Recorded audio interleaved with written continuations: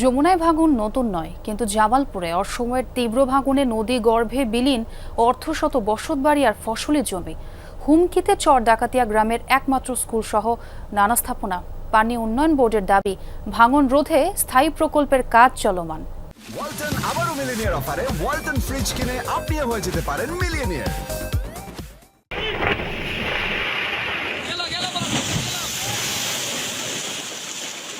জামালপুর দেওয়ানগঞ্জ উপজেলায় নদী ভাঙনের এই চিত্র নিত্যকার। 2 দশকে বিলীন প্রায় অর্ধশত গ্রাম।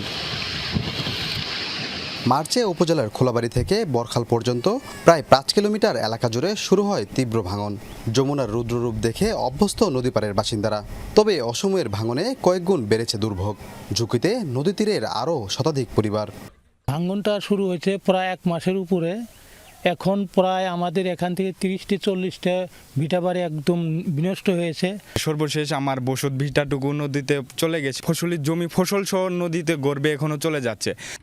জিওব্যাগ ফেলেও কাজে না আসায় অবশিষ্ট বসত ভিটা, মসজিদ ও প্রাথমিক বিদ্যালয় সহ কিছু স্থাপনা নদীগর্ভে দ্রুত বিলীনের আশঙ্কায় স্থানীয়রা। প্রাইমারি স্কুল যেখানে 150 শিশু যারা লেখাপড়া করতেছে, যদি স্কুলটা ভেঙে নেয় তারা শিক্ষা থেকে বঞ্চিত হয়ে যাবে। 10-15 বার ভাঙছে। এখন আমরা যে কোন গতি করে আমরা যে কোন জায়গায় থাকবো এ বাসা ডাঙ্গর এখন নাই। এলাকা ছাড়া সহ সড়কের পাশে দোতলায় আশ্রয় নিয়েছে অনেকেই। ফসলি জমি হারিয়ে কাজ না থাকায় মানবেতর জীবনযাপন করছে পরিবারগুলো। ভাঙনের তীব্রতা আঁচ করে ঘরের টিন, আসবাবপত্র সহ প্রয়োজনীয় সামগ্রী সরাচ্ছেন কেউ কেউ। দ্রুত ব্যবস্থা গ্রহণের দাবি ভুক্তভোগীদের। অল্প লাড়া জায়গা আছে, মানে এই দুদিন জায়গা তেল তো আঙ্গরে আর থার কোনো জায়গা নাই। ঘর বাড়ি টানি টানি নিয়ে গেছি, নিয়ে যায় মানুষের ধরি বাইরে ঘর বাড়িটা নিয়ে আস্তার মধ্যে থুইছে। সরকারের কাছে দাবি যে যদি স্থায়ী বাদ হয়। জরুরিভাবে কিছু জিওব্যাগ দিয়ে ডাম্পিং করা হলেও টেকেনি একদিনও, তাই স্থায়ী প্রকল্প নেওয়া হচ্ছে জানান সংশ্লিষ্টরা। চর ডাকাতিয়া পাড়ায় এমার্জেন্সি কাজ গ্রহণ করেছি। ওখানে 2টি প্যাকেজে এই কাজটি বাস্তবায়ন হচ্ছে এবং সেই সাথে এই এলাকায় একটি ফিজিবিলিটি স্টাডি চলমান রয়েছে। ফিজিবিলিটি স্টাডি রিপোর্ট অনুযায়ী স্থায়ী প্রকল্প এই এলাকায় গ্রহণ করা হবে।